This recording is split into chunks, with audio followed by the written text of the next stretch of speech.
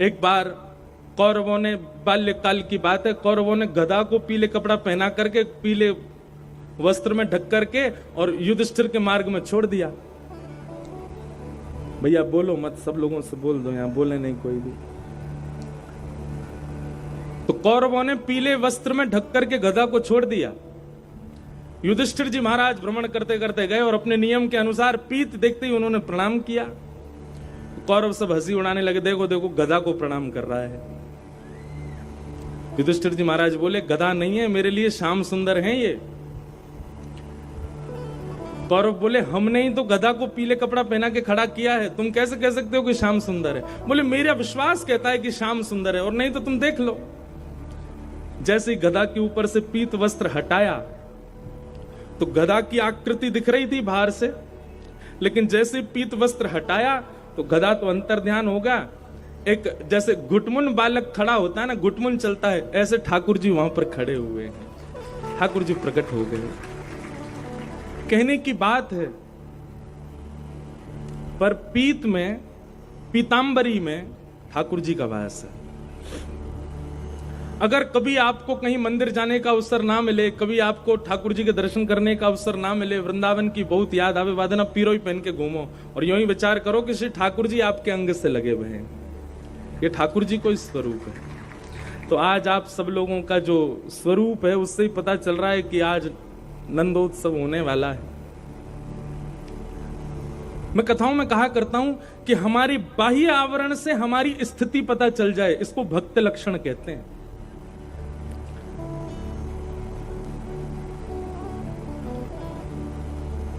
एक ऑरा बनाता है व्यक्ति, एक वातावरण बनाता हुआ चलता है व्यक्ति।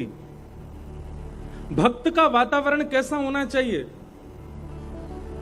उस भक्त की उपस्थिति से आसपास वालों के चित्त में भी कृष्ण भक्ति प्रकट हो जाए, तब समझो कि वो भक्त है। मीराबाई बहुत सुंदर थी, इतनी सुंदर थी कि महाराज कोटि कोटि नवरत्नों को भी वार दिया जाए मीराबाई पर तो भी कम पड़े, इतनी सुंदर थी मीराबाई। पर मीराबाई का स्वरूप सौंदर्य कैसा था? सामान्य संसार का स्वरूप सौंदर्य ऐसा होता है कि वो देखने वाले के चित्त में भावना प्रकट करता है, देखने वाले के चित्त में वासना प्रकट करता है, देखने वाले के चित्त में कामना प्रकट करता है।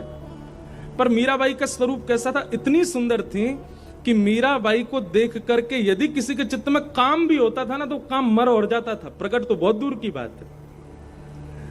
मीराबाई का जब ब्याह हो गया तो जहां ससुराल था मीराबाई का, वहां संतों की भीड़ लगने लग गई। तो आपके पतिदेव ने जाकर के संतों से पूछा कि आप लोगों को ऐसा मीराबाई में क्या दिखता है कि आप देखने के लिए चले आते हो? तब सब लोग कहते, बोले मीराबाई का स्वरूप ऐसा है कि उनके रूप को देखने के बाद, उनकी एक छटा देखने के बाद में कृष्ण और प्रिय लगने लग जाते हैं। हमारा आपका स्वरूप कैसा है? हमारी आपकी सुंदरता देख के सामने वाला हमसे रीझेगा, पर हमारी आपकी सुंदरता देख के ठाकुर जी से रीझ जाए, ऐसा स्वरूप किसका होता है? ये भक्त का ही हो सकता है। हमारे वृंदावन के परम पूजनीय श्री मलुक पीठ वाले महाराज जी का दर्शन करो, उनको देख के राम जी प्रिय लगेंगे। हमारे बरसाने वाले पूज्य श्री विनोद बिहारी दास बाबा का दर्शन करो, उनको देख के किशोरी जी प्रिय लगती हैं और प्यारी लगती हैं। बाबा प्रिय लगेंगे, महाराज जी प्रिय लगेंगे, पर उनका दर्शन करके ठाकुर जी और ज्यादा प्रिय लगते हैं। हमारे परम पूजनीय श्री प्रेमानंद जी महाराज का दर्शन करो, उनका दर्शन करके राधा वल्लभ लाल जी प्रिय लगते हैं। हमारे कृष्णानंद जी महाराज का दर्शन करो, इनके दर्शन करके गैया की याद आ जाती है। कई लोग तो महाराज जी का नाम भी नहीं जाने तो देखते गैया वाले बाबा जा रहे हैं। हमसे पहचान हमारी नहीं है, हमारी पहचान ठाकुर जी से हो जाए। जलंधर में जब आप गली में निकलो तो आपको देख करके सब वो कुंज बिहारी वाले भैया जा रहे हैं। एक तोता था, उसका एक पंख कट गया था, तो उसको एक संत अपने यहां ले गए। संत ने मन में विचार किया कि मैं इस तोते को ऐसा ज्ञान तो दे दूं कि ये जीवन में कभी किसी का शिकार ना बने। तो संत ने उसको एक मंत्र याद करा दिया। तोता से बोलते, भेलिया आएगा, जाल बिछाएगा, दाना डालेगा, फंसना मत, फंसना मत, फंसना मत। और तोता तो तुरंत रट लेता है। संत जब भी उसकी ओर देखते बोलते बोलो तोता, तो बोलता भेलिया आएगा, जाल बिछाएगा, दाना डालेगा, फंसना मत, फंसना मत, फंसना मत। संत बोलते अब इसको तुम याद कर लो अच्छे से। तोता ने याद कर लिया, आते जाते हर समय बस यही बोलता भेलिया आएगा, जाल बिछाएगा, दाना डालेगा, फंसना मत, फंसना मत, फंसना मत। संत बोले अब इसको कोई शिकार नहीं कर सकता, अब ये ज्ञानी हो गया। महापुरुष अपना कमंडल उठाए यात्रा पर निकल गए, तोता को छोड़ गए एक डाल पर। और तोता तो यही बोलता है भेलिया आएगा, जाल बिछाएगा, दाना डालेगा, फंसना मत। इतने में ही एक शिकारी आया, उसने देख लिया तोता। तोता को देखते ही महाराज जैसे ही उसने जाल बिछाया तो तोता ऊपर से बोला भेलिया आएगा, जाल बिछाएगा, दाना डालेगा, फंसना मत, फंसना मत, फंसना मत। भेलिया को लगा ओहो ज्ञानी तोता है, ये तो सब जानता है। एक बार को भेलिया उसे छोड़ के चला गया, बोले ये तो जानकार है भैया। अगले दिन भेलिया फिर आया, उसने आकर के फिर से जाल बिछाया तो फिर से वो चिल्लाया भेलिया आएगा, दाना डालेगा, जाल बिछाएगा, फंसना मत, फंसना मत, फंसना मत। भेलिया बोला ये तो ज्ञानी है, लेकिन डाल पर और भी पक्षी बैठे हैं, इनको तो नहीं पता होगा, इन लोगों को पकड़ ले जाऊं। अब की बार जैसे ही उसने दाना डाला, दाना डालती सबसे पहले वही उड़ा जो गा रहा था, भेलिया आएगा, जाल बिछाएगा, दाना डालेगा, फंसना मत, फंसना मत, फंसना मत। भेलिया ने कहा ओहो रट्टू तोता है, केवल याद कर लिया है, इसको पता नहीं है इसका मतलब। ये जो बोल रहा है वो अपने कहने वाले शब्दों के अर्थ नहीं जानता है, केवल बोलना जानता है। और जैसे ही वो आकर के जाल पर बैठ करके दाना चुगने लगा, भेलिया ने जाल पकड़ा, उसको कमर पर टांगा, तब भी वो कमर में टंगा टंगा भी बोल रहा है भेलिया आएगा, जाल बिछाएगा, दाना डालेगा, फंसना मत, फंसना मत, फंसना मत।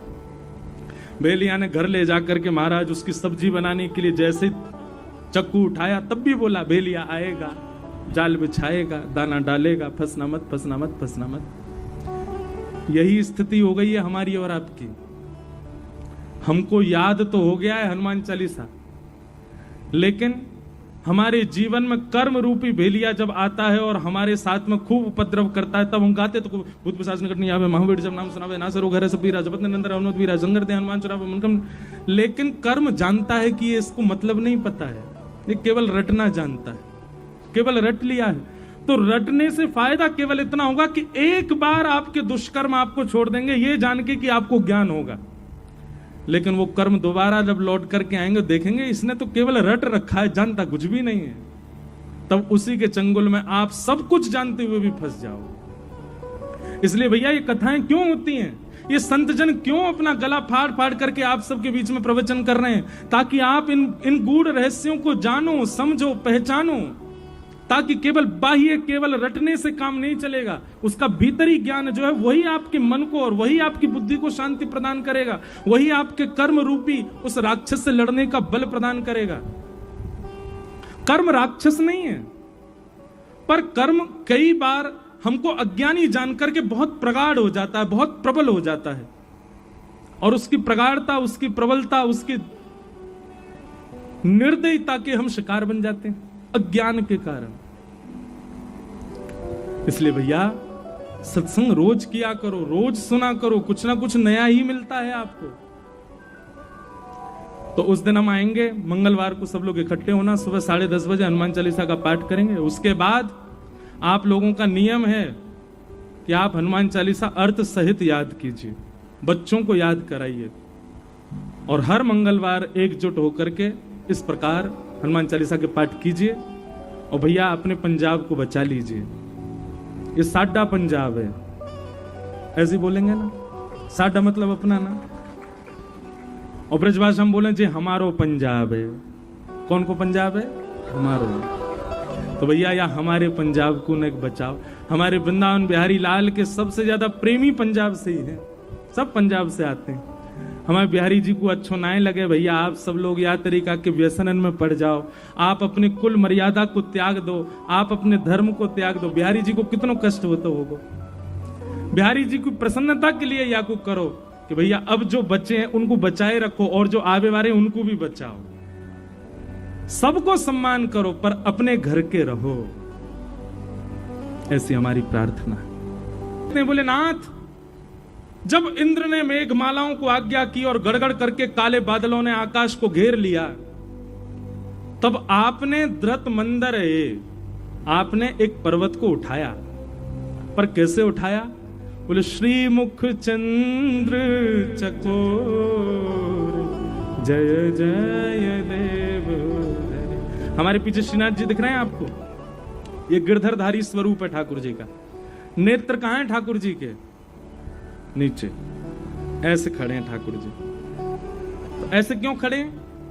तो जयदेव महाप्रभु कहते हैं, बोले भगवान एक शिला के ऊपर खड़े हैं, हाथ में गिरिराज जी धारण कर रखे हैं, लाखों ब्रजवासी चारों ओर गिरिराज जी के नीचे ओट लेकर के खड़े हैं, लेकिन ठाकुर जी के ठीक सामने हमारी किशोरी जी खड़ी हैं, हमारी बरसाने वाली खड़ी हैं। ठाकुर जी ने जैसे गिरिराज जी धारण किए, सामने किशोरी जी को निहार रहे हैं, इसलिए ठाकुर जी के नेत्र नीचे हैं, किशोरी जी को देख रहे हैं। जयदेव महाप्रभु कहते हैं, बोले भगवान आपने 7 दिन 7 रात्रि पर्यंत गिरिराज जी धारण करके रखे, क्या इंद्र को पता नहीं चला कि आप भगवान हो? 21 किलोमीटर लंबा चौड़ा पर्वत कोई बालक उठा ले और देवता उसके बाद भी ये विचार नहीं कर पा रहे कि ये भगवान नहीं है? ऐसा हो नहीं सकता ठाकुर जी। इतने विशाल पर्वत को आपने वाम हंस की कन्नी उंगली के नख पर धारण कर लिया, देवताओं में तो अफरा तफरी मच गई थी। जयदेव महाप्रभु कह रहे हैं, और सब दौड़े दौड़े इंद्र के पास गए, बोले इंद्र अभी वर्षा बंद कर, देख नहीं रहा है कौन है? साक्षात परमात्मा है, उन्होंने ही नख पर गिरिराज जी धारण किए हैं, कोई सामान्य बालक नहीं कर सकता, अरे कोई राक्षस भी ये नहीं कर सकता, ये साक्षात जगदीश्वर हैं, अभी वर्षा बंद कर दे, नहीं तो तेरा हाल अच्छा नहीं होगा। इंद्र ने तो वर्षा बंद करनी चाहिए। धीमी वर्षा जैसे ही होने लगी, सोई ठाकुर जी ने इंद्र की ओर देखा, बोले देखना रो है, श्री जी सामने खड़ी है हमारे, और श्री जी के दर्शन करवे को हमको सौभाग्य मिल रहा है, ऐसा सौभाग्य बार बार ना मिले। अरे इंद्र, जे श्री जी कभी कहीं को चली जाए, कभी कहीं को चली जाए, हमारे नेत्रन के आगे डटे ही ना है। आज जैसे तैसे तो तेरी या हरकत से श्री जी बिल्कुल सामने खड़ी है गई है। अब तो अपने सबरे भंडार लुटा दे, श्री जी जब तक सामने खड़ी रहे मैं ऐसे ही खड़ा रहूंगा, गिरिराज धारण करके ही रहूंगा। जयदेव महाप्रभु कहते हैं, इंद्र को तो 7 मिनट में ही पता चल गया था कि आप भगवान हो, लेकिन 7 दिन 7 रात्रि वर्षा आपने जानबूझ के करवाई ताकि आप श्री जी को देख सको, ताकि आप किशोरी जी का दर्शन कर सको। श्री मुख चंद्र चकोर जय जय देव है। किशोरी जी को देखने के लिए ठाकुर जी ने गिरिराज जी उठाए। एक भाव। दूसरा भाव, ये वाम अंग जो है ना, ये श्री जी ही हैं, इसलिए ठाकुर जी की आह्लादनी शक्ति कौन है? किशोरी जी हैं। सब पूरा वृंदावन जानता है इस बात को। भगवान ने जितनी भी लीलाएं की, अब आप देखो रास पंचाध्याय की कथा सुनेंगे तो रास पंचाध्याय में भगवान जब अंतर्ध्यान हो गए तो अंतर्ध्यान होते ही गोपियां सब रोती रोती कहां गई? किशोरी जी के पास गई, और तब किशोरी जी ने कृपा करके सब गोपियों को क्या प्रदान किया? गोपी गीत। और तब किशोरी जी की कृपा से गोपियों ने गोपी गीत गाया, तब ठाकुर जी पुनः प्रकट हुए और महाराज हुआ। तो महाराज किसने करवाया? श्री जी ने करवाया। गिरिराज लीला किसने करवाई? श्री जी ने करवाई। समस्त जितनी भी भगवान की लीलाएं हुई हैं उसमें गोपनीय रूप से श्री जी ही हैं। फिर आप जिनका ये पत्र है वो आगे कह रहे हैं कि बोले भगवान ने तो, या को मतलब तो ये है कि ठाकुर करें, श्री जी क्रेडिट ले जाएं, ठाकुर जी करें, हमारी श्यामाजू और सबरो बल ले जाएं, वाको सबरो श्रेय ले जाएं ठाकुर जी। अब देखो दो बातें, वृंदावन वाले तो सब जाने कि भैया सब करवे वाली श्री जी हैं, लेकिन जिनको अभी वृंदावन में प्रवेश नहीं भया उनको ऐसा लगा कि ठाकुर जी कर रहे हैं। मतलब बाहर के लोगों को तो ऐसा लगा कि ठाकुर जी ने गिरिराज जी उठाए, ठाकुर जी ने लीला करी, पर जिनको प्रवेश वृंदावन में है चुका है, जिनको प्रवेश रस में है चुका है, जिनको प्रवेश रसकन के बीच में है चुका है, उनको भेद पता चल गया है। ठाकुर जी कछु ना करें, हमारे माई श्यामा जू को राज। बाहर वाले इनको यूं लगे प्रधानमंत्री सब काम कर रहे हैं, प्रधानमंत्री ये कर रहे हैं, प्रधानमंत्री की इच्छा से ये हो रहा है, लेकिन अंदर वालों को सब पता होता है प्रधानमंत्री के नीचे बहुत बड़ी टीम बैठी है जो सारे काम कर रही है। ऐसे ही बाहर वाले इनको ये बात लगे कि भैया ठाकुर जी कर रहे हैं, पर ठाकुर जी कछु ना कर रहे, ये तो केवल माल उड़ामे भोग लगामे। क्रेडिट लेते हैं ठाकुर जी, क्रिया तो सब किशोरी जी करती हैं, सेवा तो सारी श्री जी करें हमारी। एक व्यक्ति ने मुझसे प्रश्न किया कि हमारे वृंदावन में श्री जी का दर्शन क्यों नहीं? बिहारी जी में बिहारी जी बैठे हैं, बगल में गादी रूप में श्री जी बैठी हैं। राधा वल्लभ जी को बगल में भी गादी रूप में श्री जी बैठी हैं। राधा रमन जी में भी बगल में चूड़ामणि रूप में श्री जी बैठी हैं। श्री जी हैं कहाँ हैं? बोले भैया दर्शन देवे के काजे ठाकुर जी बैठा रहे, तुम बैठे रहो यहाँ, सबन को भीड़ को तुम संभालो। और जो खूब नाम जप कर रहे हैं, खूब रस में डूबे हुए हैं, ऐसे वृंदावन में विचरण कर रहे संत जन, उनके पास घूम घूम करके सबकी सुध लेवे के काजे श्री जी गई भैया, या हमारे दर्शन ना आए रहे। श्री जी तो बाहर विचरण कर रही हैं, बाहर से ले करके सबन को वृंदावन आ रही हैं। वृंदावन में ऐसे ऐसे रसिक जन हैं जो कितने कितने दिनांशों भूखे बैठे हैं, उनको भोजन की सेवा देनो, कोई के शरीर में कोई रोग है वो वाक्य रोग को निवृत्त करनो, कोई को जल की व्यवस्था करवानो, कोई के प्रेम में भाव प्रवृत्त करनो, इन सब भावंशों श्री जी तो भ्रमण करती रहे। ठाकुर जी एक जगह बैठा रहे, तुम बैठे रहो। एक भाव ये भी है कि श्री जी इसलिए दर्शन नहीं दे रही, वो भ्रमण करती रहती हैं, घूमती रहे में पूरे दिन। तो ऐसे भाव हैं। अब बाकियों को हम बाद में कभी कहेंगे, कथा क्रम कह लें। आज ठाकुर जी को जन्मोत्सव करना है, अभी तक तो परीक्षित को श्राप नहीं लगो। और ठाकुर जी को कथा, हमारी कथा ऐसी है भैया, हम बहुत पीछे रह जाते हैं कथा कहते कहते, भाव इतने आ जाते हैं। 1 महीना की कथा कराई एक बाबा ने नासिक में, बामऊ हम प्रहलाद चरित्र तक ही पहुंच पाए 30 दिना में, इतना आनंद आवे। और वहां में भी सब लोग यूं कहें कि ब्रज, आज भी मुंह पे आ गए, बोले कुम्मन दास जी को ने एक चरित्र सुनाए दो, कृष्णदास जी को चरित्र। अब इन भक्तन के चरित्र सुनामे तो फिर वहां में समय लग जाए, और फिर हमारा यूं है कि अधूरा नहीं सुनाए, पूरा पूरा सुनाए बढ़िया सो। फिर भी आओ आज के क्रम में प्रवेश करें। वेद व्यास जी महाराज ने भागवत की रचना की, सूक्ष्म में समझिएगा बातों को। एक तो कोई उठ के नहीं जाएगा आज नंदोत्सव से पहले, चाहे तुम्हें गर्मी लग रही हो, चाहे तुम्हें प्यास लग रही हो। हमारी स्थिति आपसे ज्यादा खराब है, पर फिर भी हम पूरे बैठ के कथा सुना रहे हैं। इसलिए आप लोग आज उठ के नहीं जाओगे, और फिर उठ के जाओगे तो कोई बात नहीं, चले जाइए, कहा कर सके हम, आप ही वंचित रह जाओगे। वेद व्यास जी ने भागवत की रचना की। जब वेद व्यास जी महाराज पहले ही 18 उप पुराण लिख चुके थे, 17 महापुराण लिख चुके थे, 4 वेद लिख चुके थे, महाभारत लिख चुके थे, तो फिर एक और भागवत ग्रंथ लिखने की आवश्यकता क्यों हुई?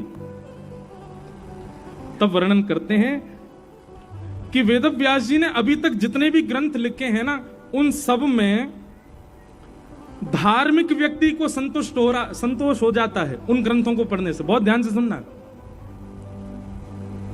धर्म, अर्थ, काम और मोक्ष, इन 4 पुरुषार्थों को पाना जिनकी स्थिति है, उनके लिए तो वो सारे ग्रंथ बहुत अच्छे हैं।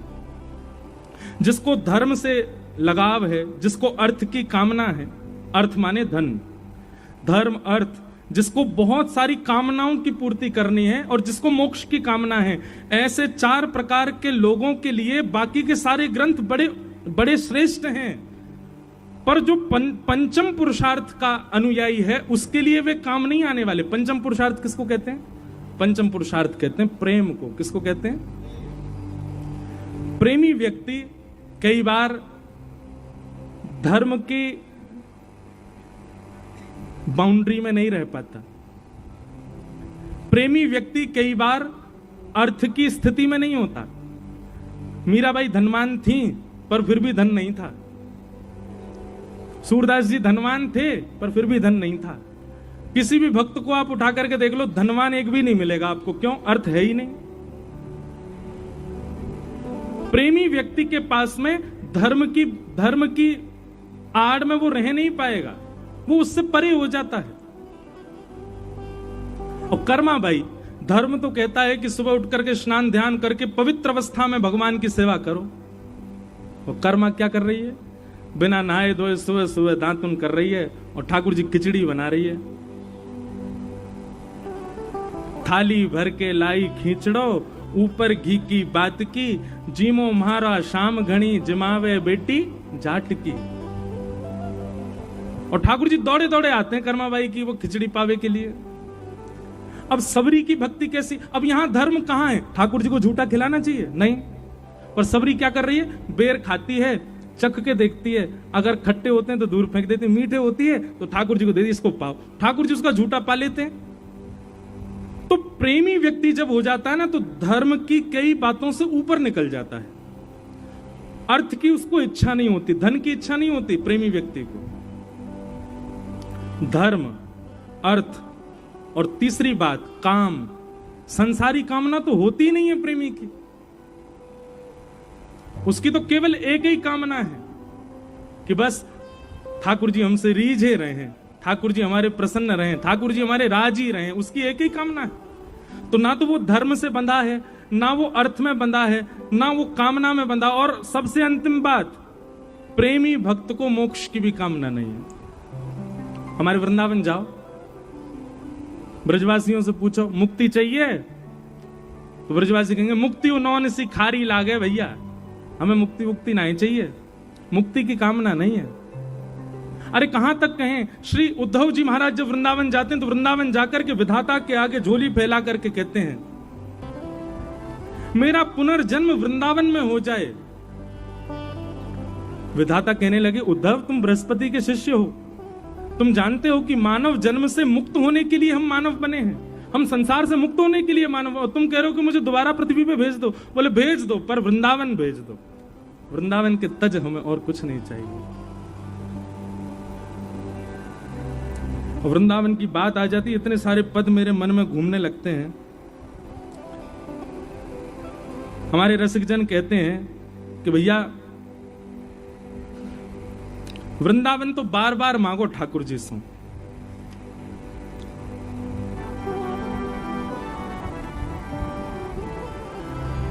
श्री जी से भी यही वरदान मांगो कि हे श्री जी कृपा करो, हमें वृंदावन प्रदान करो। जय हो। अब पद बाद में गाएंगे।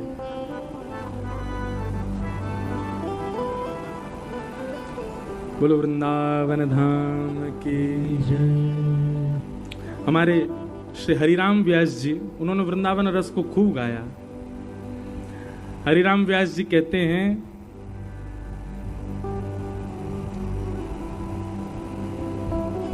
धन धन वृंदावन की चैंटी, धन धन वृंदावन के बंदर, धन धन वृंदावन के मेढक, धन धन वृंदावन की मक्खी, धन धन वृंदावन की डुकरिया, धन धन वृंदावन के पक्षी। एक अभय राम जी करके हुए हमारे वृंदावन में, उन्होंने वृंदावन को खूब भाव से कहा।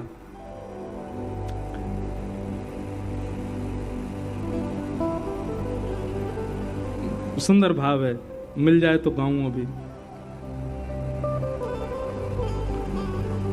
धन धन वृंदावन के बंदर, आन कान कहू की नहीं माने, लूटे सबके अंतर। धन धन वृंदावन के कौन? बंदर। धन धन वृंदावन के बंदर, आन कान काहू की नहीं माने, लूटे सबके अंतर। गैल गिरारे कूदत डोले, कहां हवेली मंदिर।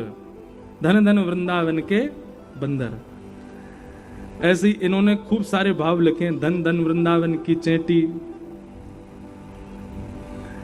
धन धन वृंदावन की कोयल कारी, जिन बागन में रहे सदाई, बोलत है मतवारी। धन धन वृंदावन की कोयल कारी। धन धन वृंदावन के विरक्त संत, कैसे? बोले प्रात होए जमुना में नहावे, आछे रज सेवंत, ब्रजवासन के टुकड़ा पामे, भोजन करें एकांत। धन धन वृंदावन के संत। और क्या कह रहे हैं? धन धन धन धन वृंदावन के गधा, माटी ईंट पीठ पे ढूमे, सबके बनावे द्वारे, गैल घाट में करें जीविका, हैकत है मतवारे। अरे भैया धन्य है वृंदावन के गधा। बोले काहे को? ब्रजवासी के घर बनाए इनने, अपनी पीठ पे उठा उठा के सीमेंट ले गए, मट्टी ले गए, ईंटा ले गए, तब जाके ब्रजवासी इनको रहवे के घर बनाए इनने। धन धन वृंदावन की चेंटी, क्यों? बोले महाप्रसाद को किनका लेके जाए भिले में बैठी, है गयो ज्ञान ध्यान हृदय में, व्याधि जन्म सो मेटी, धन धन वृंदावन की चेंटी। धन धन वृंदावन के मेढक ठाकुर की मोरी पे बैठे, बोले न्यारे न्यारे, महाप्रसाद को पानी पी में मिट गए पाप सवारे। धन धन वृंदावन के मच्छर, काय को? साधु संत के अंग को खामे भजन करावन वारे। बोले भजन करें पूरे दिन साधु संत, पूरे दिन राधे राधे राधे राधे जपें साधु संत, और उनके अंग को जाकर के मच्छर खा जाए, उनके रक्त की एक बूंद लेकर के वो मच्छर मर जाता होगा तो वाकू वैकुंठ मिलता होगा। क्यों? बोले राधा राधा जब्बे वारे संतन को खा के आया हो भैया। धन धन वृंदावन के मच्छर प्यारे, जमुना तीर नीर पे बैठे, गुंजारे मतवारे, धन धन वृंदावन के मच्छर प्यारे। तो ऐसे वृंदावन तो भैया अद्भुत है। हम ब्रजवासी को मुक्ति की कामना नहीं है, हम तो एक पद गाते हैं, बधाई में। आज नंदोत्सव है ना, सब लोग झोली फैलाओ, बधाई लो। अभी ठाकुर जी को जन्म नहीं भयो, पहले बधाई लो। सब लोग गईयों मेरे संग में हैं। हम अपने गिरधर लाल जी के जन्मोत्सव पे यही बधाई मांगते हैं ठाकुर जी से। मिलता है निज ब्रज मतलब निज वृंदावन। दो वृंदावन है, एक है वृंदावन जो अभी हमको दिख रहा है, एक है अप्रकट वृंदावन। अप्रकट वृंदावन कैसा है? अप्रकट वृंदावन में सब कुछ ऐसा ही है। बिहारी जी भी हैं, राधा वल्लभ जी हैं, राधा गोविंद देव जी हैं, गोपीनाथ जी हैं, जुगल किशोर जी हैं, राधा रमण जी हैं, सब हैं वहां पर अभी हम आप सब लोगों को जो दर्शन दे रहे हैं वो स्थूल रूप में दे रहे हैं, हिलते डुलते नहीं है ठाकुर जी। लेकिन निज वृंदावन में तो चलते फिरते हिलते डुलते ठाकुर जी दिखे। निज वृंदावन में सामान्य लोगों की भीड़ नहीं है। तो बोले निज वृंदावन में कौन है? बोले श्री हितरवंश महाप्रभु निज वृंदावन में विराज रहे हैं, श्री स्वामी हरदास जी महाराज निज वृंदावन में विराज रहे हैं, गोपाल भट्ट गोस्वामी जी निज वृंदावन में विराज रहे हैं, श्रीमद वल्लभाचार्य जी महाराज निज वृंदावन में विराज रहे हैं, श्री गोसाई श्री विठलनाथ जी महाराज निज वृंदावन में विराज रहे हैं, विठल विपुल विहारन देव जी निज वृंदावन में विराज रहे हैं। ये सारे रसिक जन, मीराबाई, करमेती बाई, ये सब है निज वृंदावन में, और इन सबके प्रत्यक्ष दर्शन होते हैं। वृंदावन को भजवे वारो, वृंदावन से कभी दूर ना जावे, वो वृंदावन को भजतो भजतो प्राण त्याग के फिर वृंदावन में ही आ जावे। लेकिन 4 प्रकार से। पहला, जन्म वृंदावन में हो जाए, मृत्यु कहीं भी हो जाए। दूसरा, जन्म कहीं भी है जाए, अंतिम श्वास वृंदावन में निकल जाए। तीसरा, जन्म कहीं भी है जाए, मृत्यु कहीं भी है जाए, बस अंतिम श्वास निकलते समय या तो ब्रज को प्रसाद मिल जाए, या ब्रज की कोई बात बता दे, या ब्रजवासी दिख जाए। अंते यामति सा गति, अंत में मरते मरते ब्रज को दर्शन है जाए या ब्रजवासी को दर्शन है जाए, तो भी उसको ब्रजमंडल प्राप्त हो जाएगा। और चौथा, सबसे अनूठा और सबसे अद्भुत उपाय क्या? जन्म भी कहीं है जाए, मृत्यु भी कहीं है जाए, अंतिम समय में ब्रज की कोई बात भी नहीं सुनावे, केवल अंतिम संस्कार हैवे से पहले आपकी शव यात्रा में कोई ब्रजवासी 11 कदम चल जाए, वासु ब्रज मिल जाएगा। ऐसी ब्रज की महिमा है, और ये कोई और नहीं, स्वयं महादेव बता रहे हैं पार्वती जी को। इतनी कृपा है ब्रज की। तो भैया ब्रजवासी मुक्ति की कामना ना करें, ब्रजवासी तो यूं कि हमको फिरते ब्रज मिल जाए, बस यही चाहिए हमें। प्रेम लक्षणा भक्ति जिसके चित्त में होगी वो मुक्ति की कामना नहीं करता है। श्रीमद् भागवत में स्वयं कपिल देवूति संवाद में भगवान कहते हैं, दीयमान न ग्रहणंती। प्रेमी भक्त कैसा होता? बोले उसको मैं मुक्ति देता हूं, वो भागता हो रहा है। बोले नहीं, मुक्ति नहीं चाहिए, तो क्या चाहिए? बोले हमको वृंदावन दे दो, हमको ब्रज दे दो। ब्रज वृंदावन में रहेंगे, दिन रात आपका नाम गाएंगे, कथा सुनेंगे, दिन रात आपके दर्शन करेंगे, बस यही हमारा जीवन बन जाए, ऐसी कृपा करो। तो भागवत जी की रचना क्यों की वेद व्यास जी ने? चतुर्विध पुरुषार्थ का पालन करने वाले लोगों के लिए बहुत सारे ग्रंथ हैं, पर जो प्रेम के उपासक हैं उनके लिए आपने क्या लिखा? तब व्यास जी महाराज मन में चिंतन करने लगे, बोले कि मैं क्या करूं? बोले कि अब समाधि लगाइए और ऐसे ग्रंथ का निर्माण करो जिसको पढ़ने सुनने के बाद भगवान में श्रद्धा नहीं, भगवान में विश्वास नहीं, भगवान में आस्था नहीं, भगवान से प्रेम हो। आस्था, विश्वास, श्रद्धा ये तो नास्तिकों की भी कई बार हो जाती है, पर ठाकुर जी से प्रेम हो जिस ग्रंथ को सुनकर के, ऐसा कोई ग्रंथ लिखिए वेद व्यास जी। तब वेद व्यास जी महाराज ने भगवान के प्रेम स्वरूप का चिंतन करते हुए 18वां पुराण लिखा, जिसका नाम है श्रीमद् भागवत महापुराण। देखो, मन जहां होता है ना, आपका तन वैसा ही हो जाता है। मन आपका कथा में होगा तो ना आपको भूख लगेगी, ना प्यास लगेगी, ना पांव में दर्द होगा, ना पसीना की पता होगी। मन को लगा लो ठाकुर जी, बड़े भाव से सुनो। अजब कुमारी, रोज ज्वर चढ़ता था, उनका ज्वर उतरे नहीं किसी औषधि से। उन्होंने पिताजी से कहा, पिताजी ये रोग ऐसे नहीं जाएगा, मुझे आप वृंदावन भेज दो और मैं सदा के लिए वृंदावन रहूं, वहीं ठाकुर जी की सेवा करूं। चाकर रहसू बाग लगासू, नित उठ दर्शन पासू, वृंदावन की कुंज गलन में हरि की लीला गासू। श्याम मने चाकर राखो जू, हरि जी मने चाकर राखो जू। पिताजी मुझे वृंदावन भेज दो।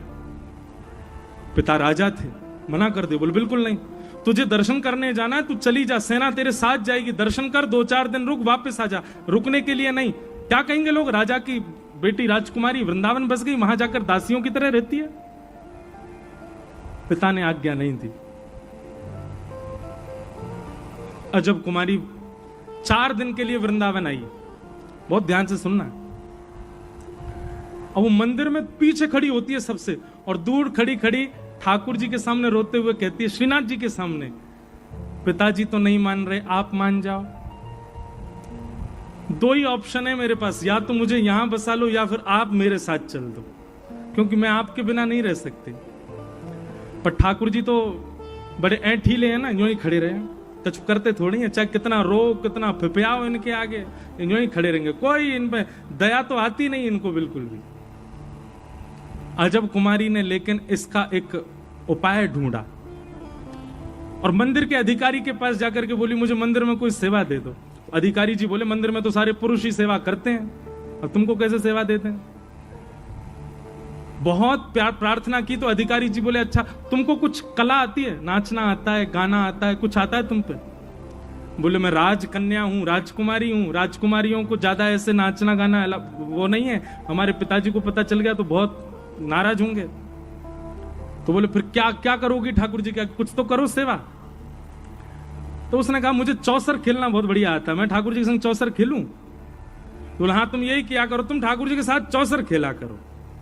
तो अजब कुमारी क्या करती थी, राजभोग के बाद दर्शनार्थी पीछे से दर्शन करते, वो सन्मुख बैठ के श्रीनाथ जी के और चौसर खोल करके और पासा एक बार अपनी तरफ से चलती और दूसरी बार ठाकुर जी की तरफ घुमा के ठाकुर जी की तरफ से चलती, ठाकुर जी की तरफ से खेलती ठाकुर जी के साथ।